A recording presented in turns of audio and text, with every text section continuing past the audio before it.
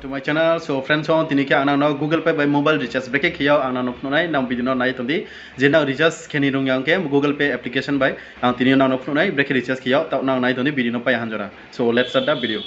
First of all, open your Google Pay application. Chung pila watching Google Pay application open kenai. Open kiye chung rowa mobile recharge option nai tonai. Na difference nang ro nai no na mobile recharge na aro click kedi aro click kiye. So now raw thangye number select kedi now untui number recharge kenai ang raw ani brother ni ani payung ni recharge kenai tawa okay number dikhe number select keladi number ni sakau click kiye uchi select kebidi bin number select kepaya raw recharge ni bangma option phainai sama recharge kenai nang raw nuknai ke ang tawa raw bini sama recharge kenai nai to ye ang buno recharge keye ri nai so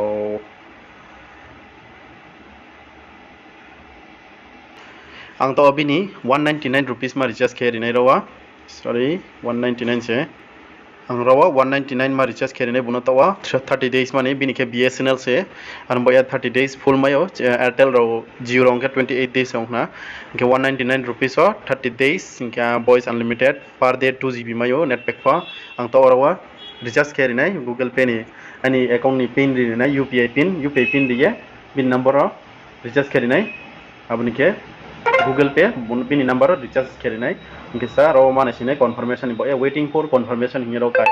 nai amkhani rang ka dong ha sa to nang nai no na ingke recharge pon ongya tha ha